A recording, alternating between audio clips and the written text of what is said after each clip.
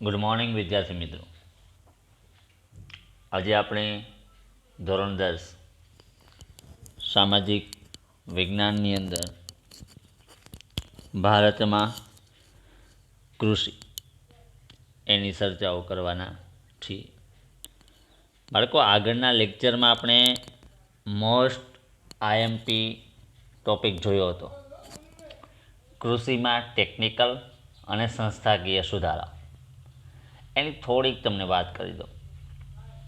Section ડીમાં પૂછાઈ શકે એવો મોસ્ટ આઈએમપી ક્વેશ્ચન કે કૃષિમાં ટેકનિકલ અને સંસ્થાકીય સુધારાઓ વિશે સવિસ્તૃત માહિતી આપો. તો પહેલાં બાળકો એની પ્રસ્તાવના લખવાની થશે. પછી એના પછી તમને એવું પણ પૂછાઈ શકે કે ફક્ત ટેકનિકલ કૃષિમાં ટેકનિકલ સુધારાઓ એ 3 માર્કમાં પૂછાઈ શકે. અને એના પછી એવું પણ પૂછાઈ શકે કે સંસ્થાકીય સુધારાઓ વિશે લખો, તો એ પણ 3 માર્કમાં. અને આખો ક્વેશ્ચન પૂછાય કે કૃષિમાં ટેકનિકલ અને સંસ્થાકીય સુધારાઓ વિશે લખો, તો એ તમારા સેક્શન ડીમાં 5 માર્કમાં પૂછાઈ શકે. એના વિશે આપણે સવિસ્તૃત માહિતી લીધી. ત્યાર પછી બાળકો, આજનો આપણો આ પોઈન્ટ આજે ભણવાના છીએ એ છે હરિયાળી ક્રાંતિ. આઈએમપી ક્વેશ્ચન 3 માર્કમાં પૂછાઈ શકે. જોઈએ એના વિશે. આપણા દેશમાં 1960ના દશકામાં કૃષિ ક્ષેત્રે હરિયાળી ક્રાંતિ સર્જાઈ. તે પહેલાં એવો સમયગાળો હતો કે જ્યારે દેશમાં અનાજની તીવ્ર અછત પ્રવર્તી હતી. એક મુખ્ય કૃષિ પ્રધાન દેશને અનાજની આયાત કરવી પડતી હતી. જુઓ બાળકો, 1960ના દશકામાં, દશકો એટલે 10 વર્ષનો સમયગાળાને એક દશકો ગણવામાં આવે છે. એ સમયે કૃષિ ક્ષેત્રમાં હરિયાળી ક્રાંતિ સર્જાય. એ પહેલાં એક એવો સમય પણ હતો કે જ્યારે દેશમાં અનાજની તીવ્ર અછત હતી. એક કૃષિ પ્રધાન દેશ હોવા છતાં પણ આપણે અન્ય દેશોમાંથી અનાજને મગાવવું પડતું. આવી પરાવલંબી પરિસ્થિતિ સામે દેશ ઝઝૂમતો હતો. પરાવલંબી એટલે બીજા ઉપર આધાર રાખનાર. તમે વિજ્ઞાનમાં સારી રીતે ભણ્યા હશો.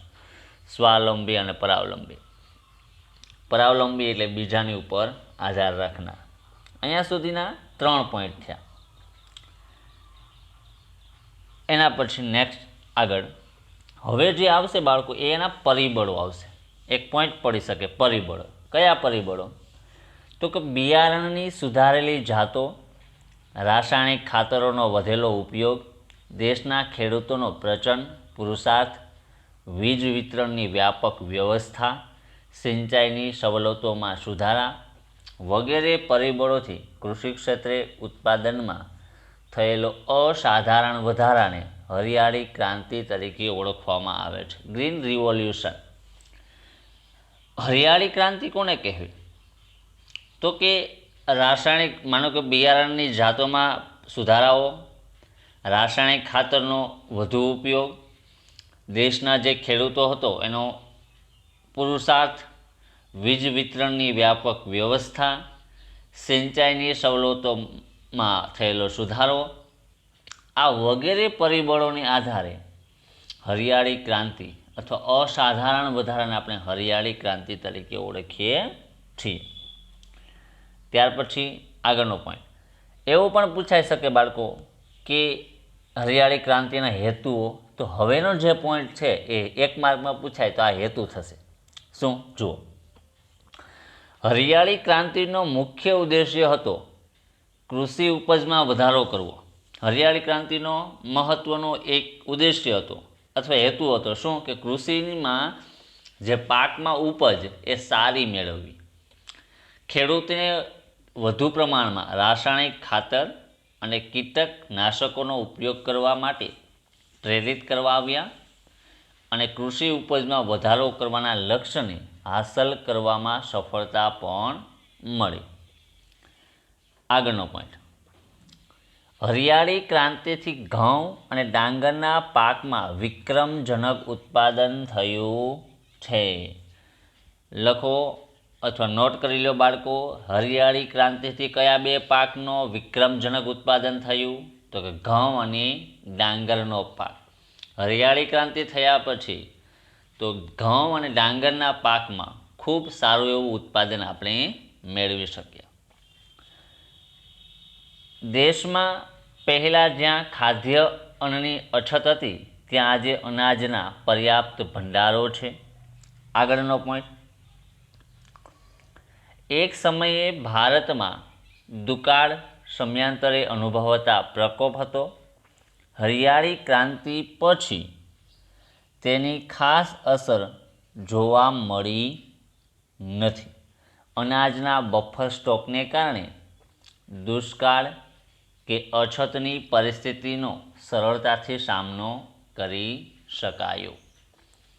આગળનો પોઈન્ટ, અન્ન ક્ષેત્રે દેશનું સ્વાવલંબન અને હરિયાળી ક્રાંતિની સીમાચિહ્નરૂપ ઐતિહાસિક સિદ્ધિ છે. મહત્ત્વનું પૂછાઈ શકે એવું એક માર્કમાં કે અન્ન ક્ષેત્રે દેશનું સ્વાવલંબન અને એ હરિયાળી ક્રાંતિની સીમાચિહ્નરૂપ ઐતિહાસિક સિદ્ધિ છે. આજે રોકડિયા પાકોનું વાવેતર વધતા કઠોળ અને ધાન્ય પાકોનું વાવેતર તથા ઉત્પાદન ઘટ્યું છે અને એક જ પાકનું પુનરાવર્તન થતાં જમીનની ફળદ્રુપતા ઘટી છે. એકને એક પાકનું બાળકો વારંવાર વાવેતર થાય તો એ પાકનું પુનરાવર્તન થવાથી જમીનની ફળદ્રુપતાની અંદર ઘટાડો થાય છે. વિશ્વના દેશોએ કૃષિ ક્ષેત્રે ઉન્નત ટેકનોલોજીનો ઉપયોગ કરીને જે પ્રગતિ સાધી છે ત્યાં સુધી પહોંચવામાં આપણે બીજી હરિયાળી ક્રાંતિ માટે સજ્જ થવું પડશે. આજનો વિકસિત દેશ, આજના વિશ્વ છે એ વિકાસની હરોળ તરફ હરણફાળ પગલું ભરી રહ્યો છે. જે વિશ્વના દેશો કૃષિ ક્ષેત્રે જે બીજી ટેકનોલોજીનો ઉપયોગ કરીને પ્રગતિ સાધી રહ્યા છે ત્યાં આપણે હજી પહોંચવા માટે બીજી હરિયાળી ક્રાંતિની ખૂબ જ આવશ્યકતાઓ છે. આ આપણે જોયું બાળકો હરિયાળી ક્રાંતિ વિશે. એના પછીનો પોઈન્ટ આવે છે કે રાષ્ટ્રીય ભારતીય અર્થકરણમાં કૃષિનું યોગદાન. મોસ્ટ આઈએમપી 3 માર્કમાં પૂછાઈ શકે. શું, કેવી રીતે પૂછાય તમને? કે રાષ્ટ્રીય અર્થકારણમાં કૃષિનું યોગદાન વિશે લખો. 3 માર્કમાં પૂછાઈ શકે. જોઈએ આપણે, ખાસ ધ્યાન આપજો. ખેતી ભારતમાં મુખ્ય વ્યવસાય છે. ભારત કૃષિ પ્રધાન દેશ છે. ખેતી દ્વારા લોકો પોતાની આજીવિકા અન્ય ઉદ્યોગોમાં પોતાનું યોગદાન પૂરું પાડે છે. આઝાદી સમયે કૃષિ ક્ષેત્રે જે ભારણ હતું તે હવે થોડુંક ઓછું થયું છે. તેમ છતાં હજુ પણ અર્થતંત્રમાં તેનું મહત્ત્વનું યોગદાન છે. પહેલો પોઈન્ટ જોઈએ, તે દેશના લગભગ અડધો લોકોને રોજગારી પૂરી પાડે છે. કૃષિ છે દેશના અડધાથી વધારે લોકોની રોજગારી પૂરી પાડે છે. બીજો પોઈન્ટ, કૃષિ ક્ષેત્રે દેશના કુલ ઘરેલું પેદાશનો લગભગ જીડીપી. બાળકો તમને આ એમસીક્યુમાં પણ પૂછાઈ શકે અને ખાલી જગ્યામાં પણ પૂછાઈ શકે અને 1 માર્કમાં પણ પૂછાઈ શકે કે જીડીપીનું ફૂલ ફોર્મ લખો. તો ચલો બાળકો લખીએ. જીડીપીનું ફૂલ ફોર્મ થશે gross domestic production. Gross domestic production જીડીપીનો 17% હિસ્સો ધરાવે છે. ત્રીજો પોઈન્ટ, ભારતની મહત્ત્વની કૃષિ પેદાશો ઘઉં, ચોખા, તેલીબિયાં, કપાસ, શણ, ચા, શેરડી, તમાકુ, બટાકા વગેરે છે અને તેની નિકાસમાંથી વિદેશી હુંડિયામણ પ્રાપ્ત થાય છે. આગળનો પોઈન્ટ, ખેત પેદાશના ઉત્પાદનમાં વિશ્વભરમાં ભારત બીજા સ્થાને છે.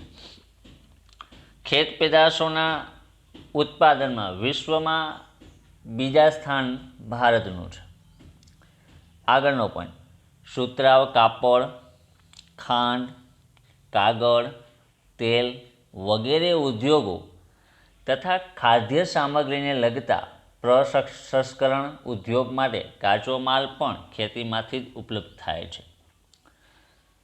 સુતરાઉ કાપડ, ખાંડ અને કાગળ, તેલ વગેરે ઉદ્યોગો તેમજ ખાદ્ય સામગ્રીના જે વસ્તુઓ એનો બધો કાચો માલ છે એ ખેતીમાંથી જ ઉપલબ્ધ બને છે.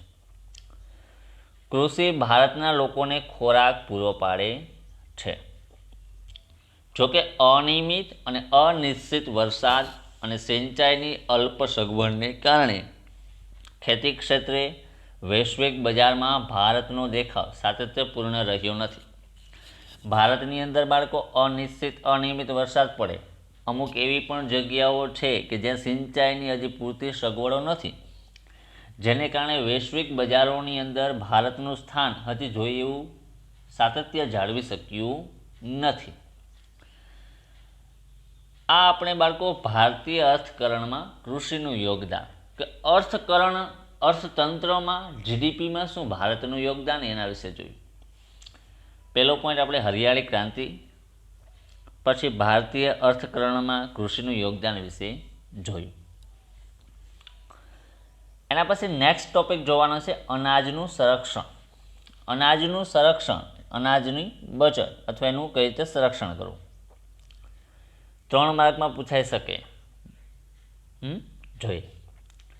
આજે કોઈ પણ દેશ માટે અન્ન સુરક્ષા જરૂરી છે. કોઈ પણ દેશ હોય એના માટે અન્નનો સ્ટોક અથવા અન્નની સુરક્ષા કરવી એ ખૂબ આવશ્યક છે. પહેલો પોઈન્ટ બનશે. બીજો પોઈન્ટ, જો અનાજની માંગ વધતી જતી હોય અને અનાજની મોટા પાયે આયાત કરવી પડતી હોય તો તે દેશ માટે તેની રાજકીય સ્વતંત્રતા જોખમમાં મુકાઈ શકે.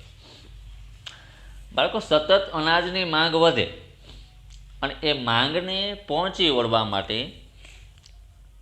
બીજે દેશમાંથી મોટા પાયે અનાજની આયાત કરવી પડતી હોય તો તે દેશ માટે રાજકીય સ્વતંત્રતાની જોખમમાં મુકાઈ શકે.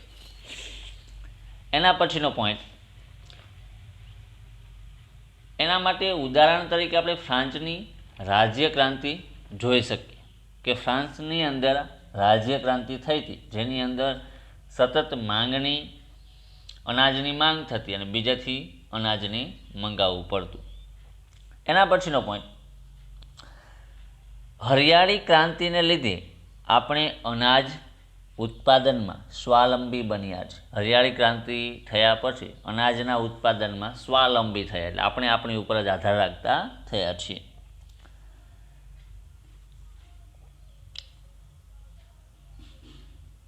તો સાથે વસ્તીમાં પણ વધારો થયો છે. અનાજના ઉત્પાદનમાં સ્વાવલંબી બન્યા છે. અનાજના ઉત્પાદનના વધારા સાથે સાથે દેશની વસ્તીમાં પણ વધારો થયો છે. 1951 ભારતની કૃષિના સંદર્ભમાં જોઈએ તો 1951માં દેશની વસ્તી આશરે 36 કરોડ 10 લાખની હતી, જે આજે 125 કરોડથી વધુ છે. તેથી અનાજની માંગ વધી છે. જુઓ બાળકો, 1951માં દેશની વસ્તી તો કે 36 કરોડ 10 લાખ, જ્યારે 2013-14ની વસ્તી જોઈએ તો 125 કરોડની આજુબાજુ હતી. આમ સતત અનાજના ઉત્પાદનમાં વધારો થયો, એની સાથે સાથે વસ્તી વધારો પણ થયો છે. આગળ, આપણા દેશમાં છેલ્લા 5 વર્ષોમાં અનાજનું ઉત્પાદન વધ્યું છે.